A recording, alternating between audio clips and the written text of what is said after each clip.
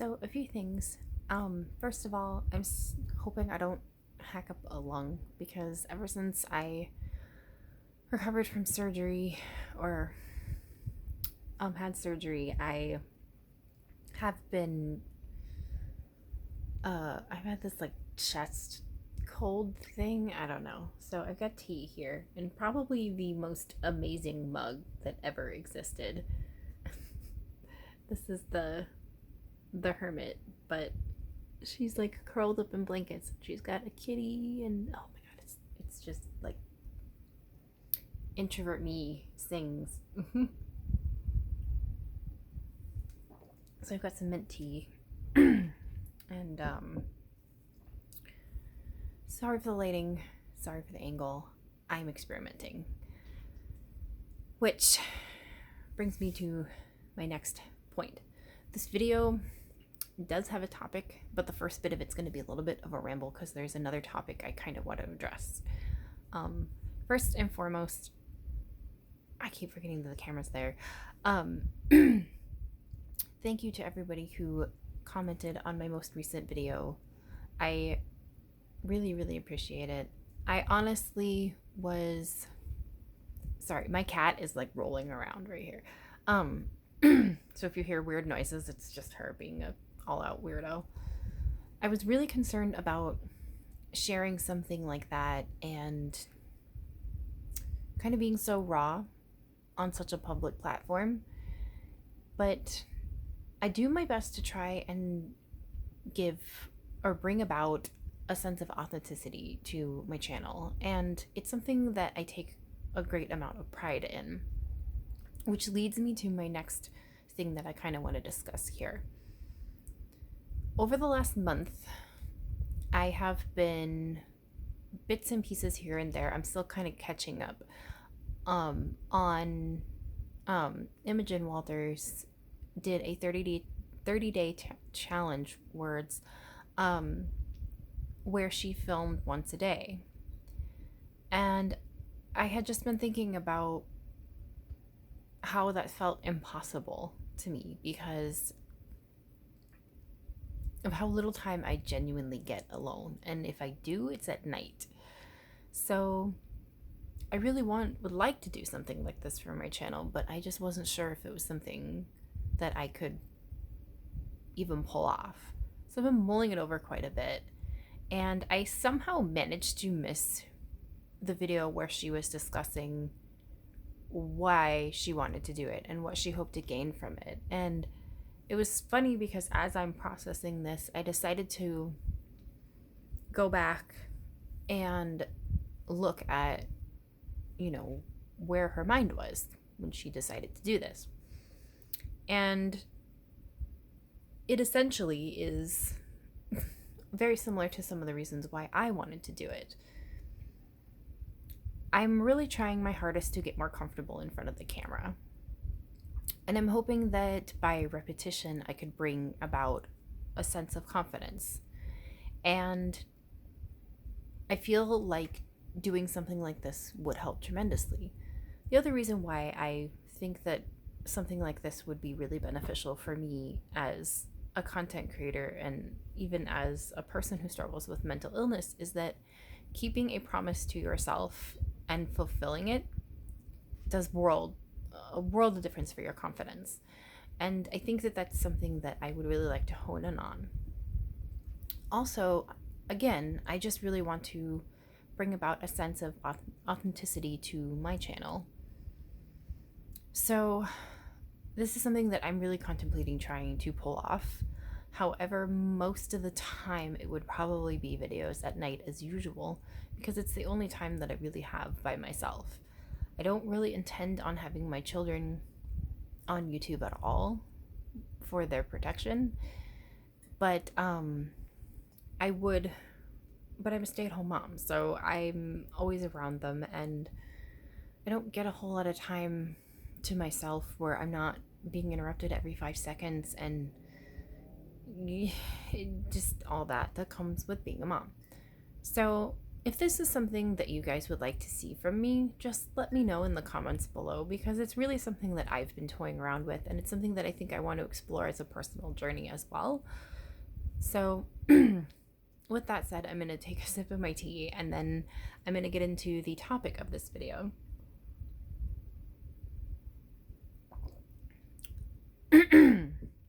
So, speaking of the lovely Imogen, she recently did a video where she was talking about her story with tarot, and I know I've shown my first deck on this channel, but I'm not entirely sure if I talked about where I got into it, where I got into card slinging and reading tarot, and how it's adapted for my practice. And the other thing that I kind of wanted to touch on in this video simultaneously is why tarot is such a big part of my practice and what tarot really means to me. So first things first, I guess I'll go chronologically. I became a practicing witch and a practicing pagan. There's a cat right here. I was 15. She's just, hold on guys, I gotta show you her. I know you guys see her in like every single video I have, but she needs to be in every single video that I have. Here is my massive cat. Say hello, Prudence. She's like, what? What's happening? Okay, I'm gonna put you down now. Get out of my tea, woman. So I started practicing at 15, and I've always been very interested in everything. Oh, I have a cat. I have one of our furs in my eye. There we go. Everything that could possibly be considered witchy, truthfully. And ever since I was a kid, I can trace back so many memories, but that's another topic. What I do remember is that I never really looked at tarot as predicting the future. And most of my readings never really, even now to this day, don't really pertain to the future. It's more learning from the past, or kind of accepting the current state that I'm in, or, you know, dealing with something that's in my current state, you know, that sort of stuff.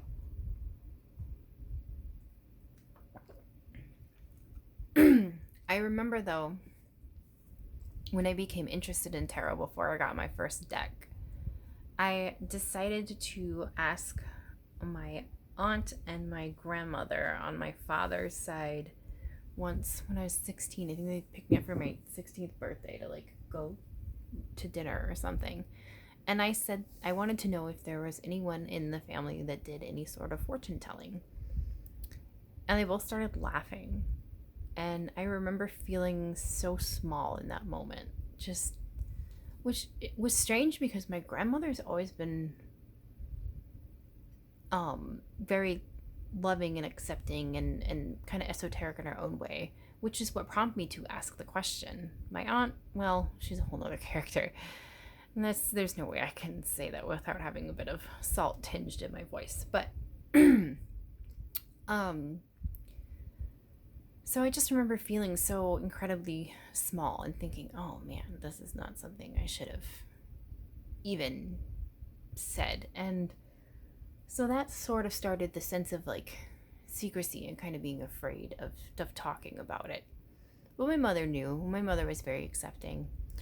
But I didn't start actually reading with cards until I was, I think, 17 or 18. The first deck I ever bought, I bought 2 oracles first. I got the Doreen Virtue Angel cards. I don't have them anymore because that's not my thing. I don't even know why I did that. I just, for some strange reason, like gravitated towards it. I think it was an influence from an ex-boyfriend of mine. But then the other thing that I got was Linda Goodman's star cards. I don't know. I don't even think those are in print anymore, but I had those as well. Both those decks got disappeared. There's a cat for MIT. Both those decks disappeared after I broke up with my ex-boyfriend. Whole nother story. But and I didn't realize the difference at that time between tarot and oracle. And then I started to learn more about tarot, at least at its base level. And I remember I was at a bookstore with my ex-boyfriend and I found the Revelations Tarot by Zach Wong. And at the time I didn't pick it up, but I was very drawn to the deck. And about 6 months later, I broke up with him. And that deck was the very first thing I ever bought off of Amazon. And it was because I broke up with him and I was so distraught and I needed something to give me some guidance on where to go next. It was 4 years of my teenage life that had just disappeared.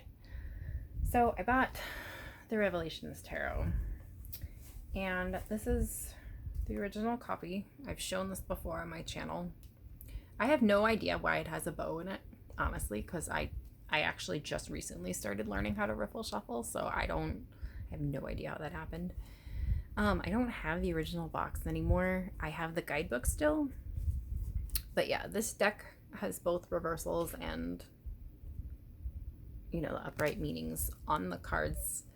And now, knowing what I know about tarot, I really should have probably picked a different deck to start with, because this is not a beginner's deck.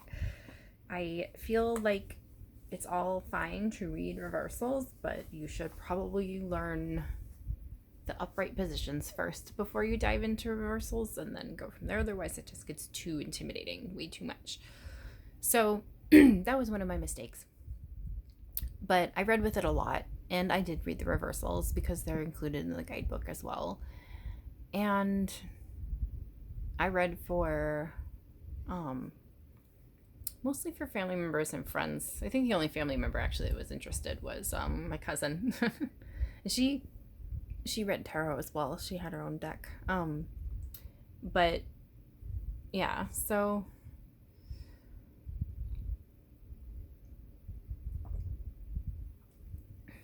anyway, so I read, but I didn't really understand tarot on the level that I do now, at least on an academic standpoint. And this went on until this last year, until 2018, when I started to change my perspective on it and I started to understand its roots. Like I said, most of my readings have always been not so much around the future, but have mostly been just kind of helping someone with a problem. I like being that person for them.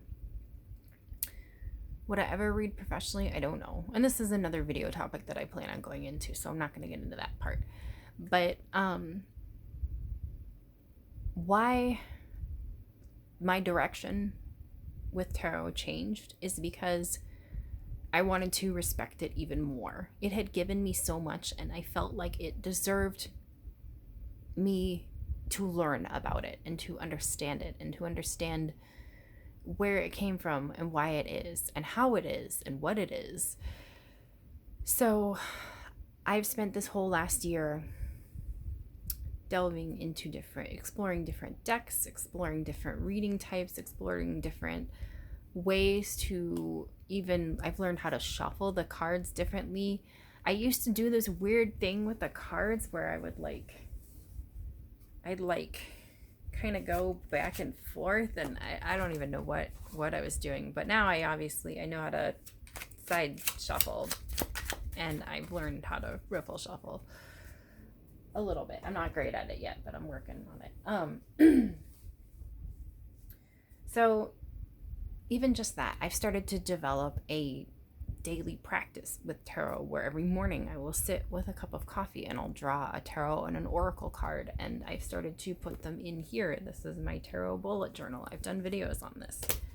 I should probably do an update one soon here, but a perfect example is this is where I do my daily draws. I throw in a spread each week and I talk about how the card relates to my day and what message I think it has. And ever since I've started doing that,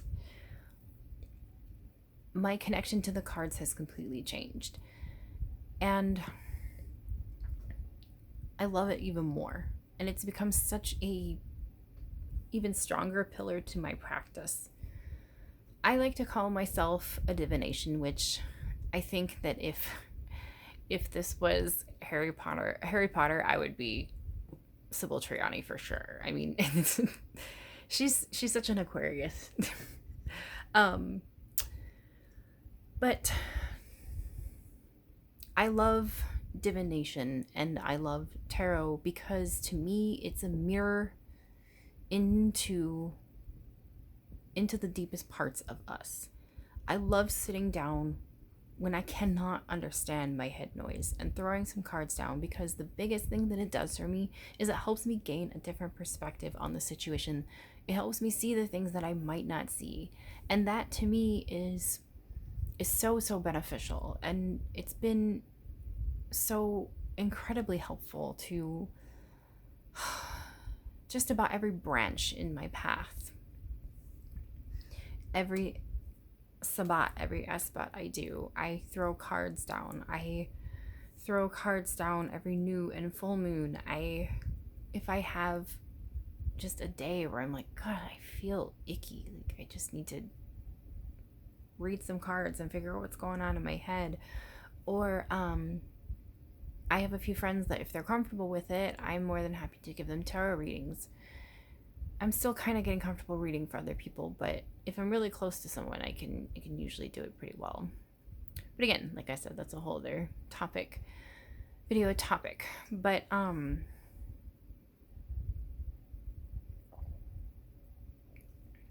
to me, tarot has near limitless benefits to your practice. And it's not something that you necessarily have to do to be a witch or a practicing pagan, of course. But in the case of me, it is deeply rooted in my practice. I think for, like I said, an exploratory tool, and that is what it is for me at its base, is it's an exploratory tool. And why I have explored various different decks as well and stuff is because I view each one of them as a piece of art. They are an artist's interpretation of a fantastic, such rewarding system. And it upsets me that there are so many misconceptions about tarot, because tarot is like talking with your therapist. It really is. It's hard. It may tell you things that you don't always want to hear, but you come out of it in the end growing so much more. And to me, it just helps me think. It helps me think and see so many different things. So with that being said, I think that's all I really kind of wanted to get out on this topic. So thank you for watching, guys. Quickly, I just wanted to say again, thank you for all who commented on my last video. That was very wonderful and so sweet and heartfelt. You guys are just really incredible, and it made me feel like I did make the right decision sharing that kind of rawness about my recovery and about my chronic illness. I'm feeling a little bit better mentally. It's been a tough week, but I'm kind of turning that corner a little bit. So I'm hoping to kind of turn my focus a little bit more into more constructive things, and that hence was what brought about this video. So I'm feeling better. But with that being said, now I'm going to actually end the video. Blessed be.